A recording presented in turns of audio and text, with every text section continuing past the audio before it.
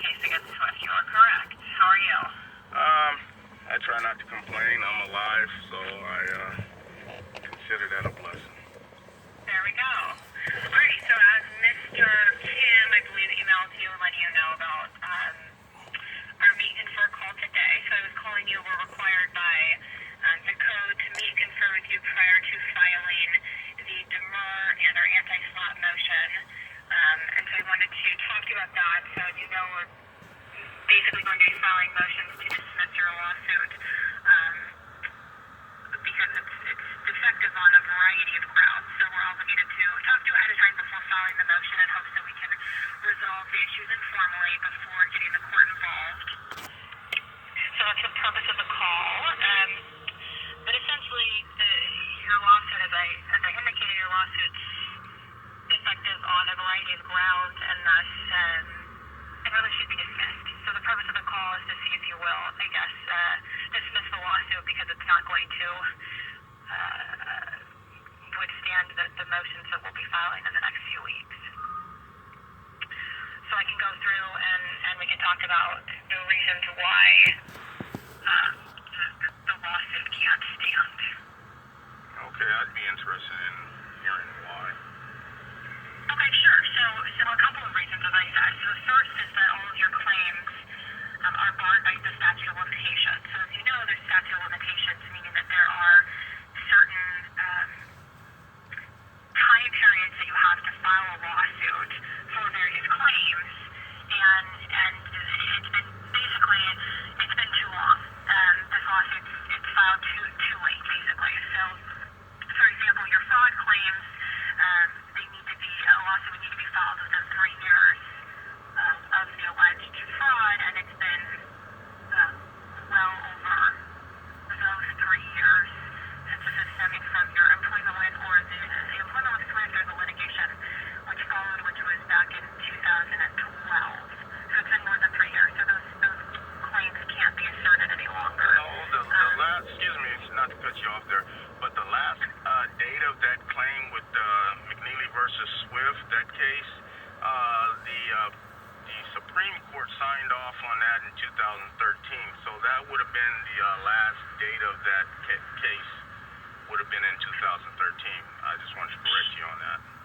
Sure, I understood. However, the 3 years starts when you're aware of the alleged fraudulent act. So that would have been either during your employment in 2011 Starts or when you're aware of when it. you asserted initial allegations of fraud back in 2012. So it starts when you're either from the day of the fraudulent act or when you're aware of it, and so that preceded 2013. That would have been back in 2011 or 2012, and that's the date that matters, and that's obviously more than 3 years ago.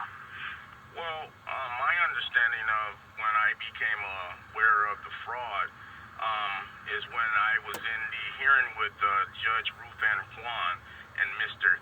Kurgan. I don't know if I'm pronouncing his name correct.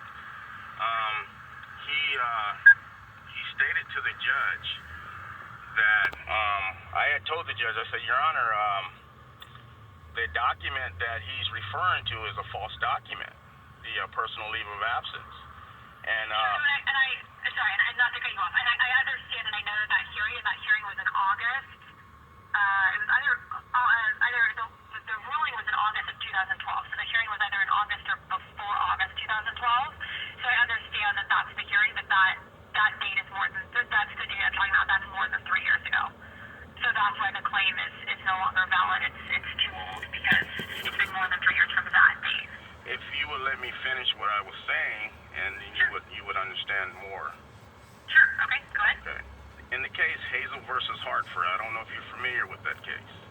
Mm-hmm. It's in my complaint, so if you read my complaint, you more than likely are familiar with it. Sure. Okay. The courts have always said, no matter when the judgment was entered, they will deal with fraud upon the court. And you're an attorney, you should know that. So that's false information you're giving me. Furthermore, as far as the me becoming aware of the fraud in the case, back to what I was saying with Mr. Kurgan and the Judge Ruth Ann Kwan, I told the judge that was a false document. And the judge looked at Mr. Kirk and asked him, it's in the transcript, do you know what he's talking about?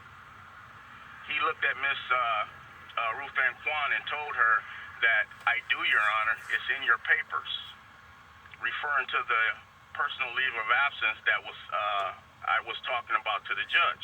He told her it was in her papers. 2015, I decided to look through the court records. And I looked totally through the court's record, and I did not see that he filed a personal leave of absence. So that was a false statement that Mr. Kirkin gave the judge when he told her that that document was in her papers, because he never filed a copy with the court clerk. That's when I became aware of the fraud that he had committed on not only the court, but he committed on me as well, because I was under the impression that he gave a copy of this document to the court. He never did. So he never filed any facts or document to support his statement that he gave to the judge when he told her. We gave him a 30-day personal leave of absence with express instructions to stay in contact with the employer. If you read my complaint, you know that's in there. Okay, I'm not sure I quite follow you. Trust me, you will. Okay, so I mean, so it sounds like we're going to agree to disagree, because the fraud claim is still stemming from something that was more than 3 years ago. So okay, read the case, Hazel versus Hartford. That case was 10 years old when she brought it and had it overturned. Read the case also in my complaint, Riverland Coal Storage. That case was 75 years old, and it just got overturned in 2013. So read those cases. There is no statute of limitation on fraud, ma'am.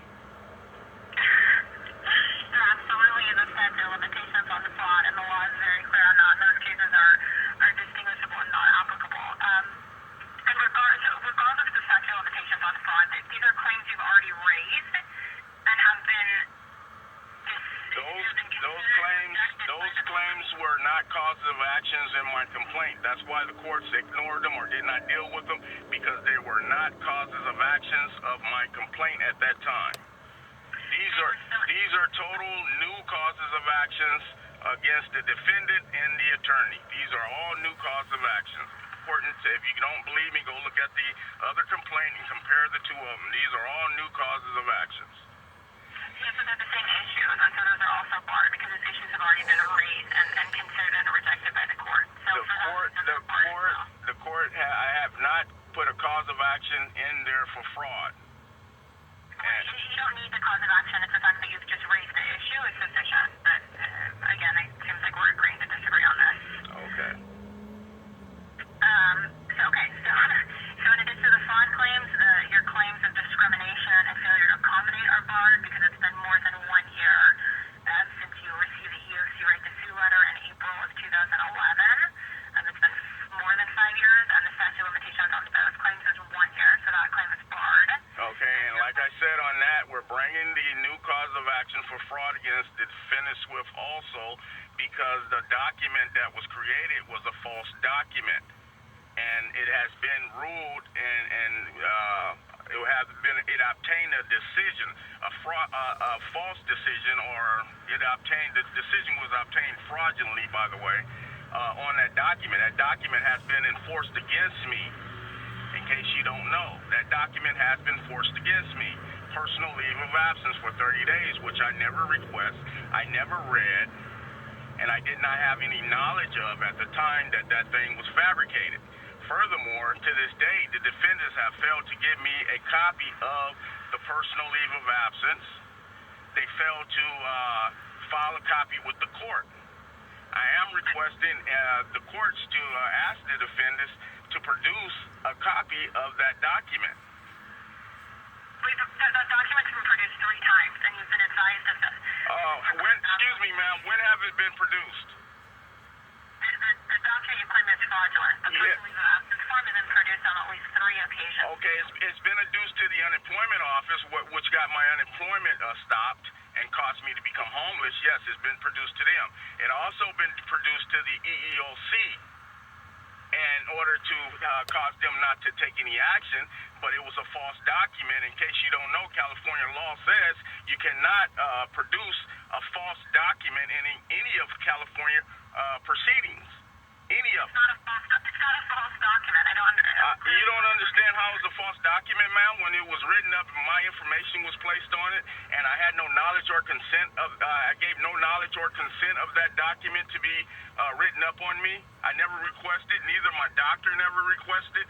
That's a false binding legal agreement. On the document it says, I request. I never requested it. I never read it. So I don't understand how you don't understand that. You're a lawyer. You're deemed to know the law.